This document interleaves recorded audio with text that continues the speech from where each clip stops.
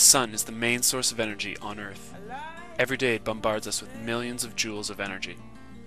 Down here on the surface, we get an average of 1,000 watts per square meter. That is plenty of power to provide all of our heating needs. In order to capture this energy, we use solar thermal collectors. But they all have one problem. Their supply does not match up with their demand. There is an excess of energy during the summer and a lack during the winter.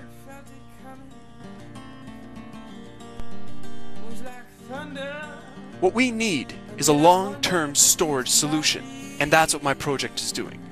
I'm developing and testing adsorbent materials for long-term thermal energy storage.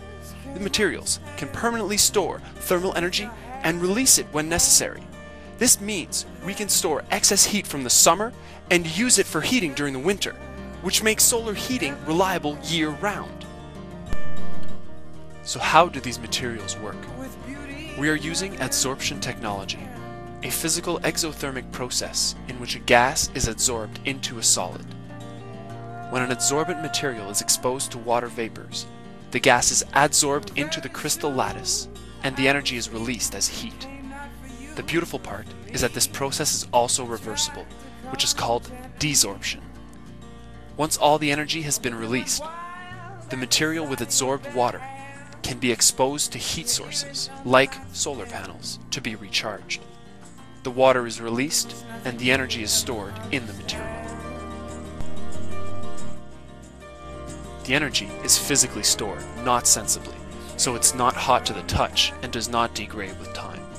The material can also be recharged repeatedly and is made from non-toxic materials.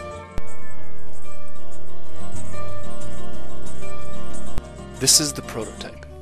With this equipment, it is possible to test the energy density of various adsorbents, to characterize the adsorption and regeneration of these adsorbents, and determine the optimal operating conditions for energy release and regeneration. First, the adsorbent is loaded into the column.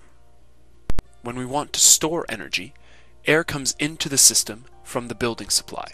It gets heated to temperatures between 80 and 250 degrees Celsius by the heaters, and is then inputted into the column, where the water is removed from the adsorbent and the energy is stored. When we want to release energy, air comes in from the building supply and passes through the humidifier. The saturated air is then inputted into the column where the water is adsorbed and the energy is released.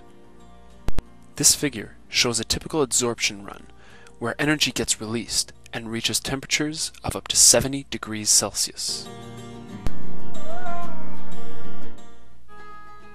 Why is this great for Ontario? Long-term thermal energy storage will reduce greenhouse gas emissions and reduce Ontario's dependency on foreign energy sources.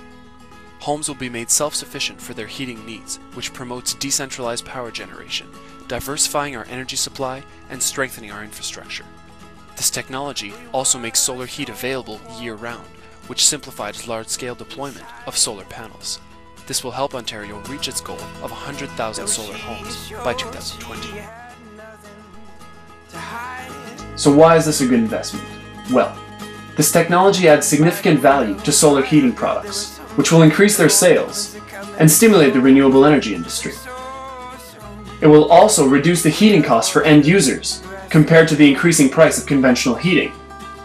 Finally, both the solar heating businesses and consumers will benefit from incentive programs, which provide thousands of dollars in grants for installing solar heating systems.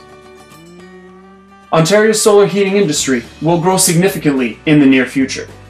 This technology is the solution needed to bridge the gap in their service and make solar heating reliable.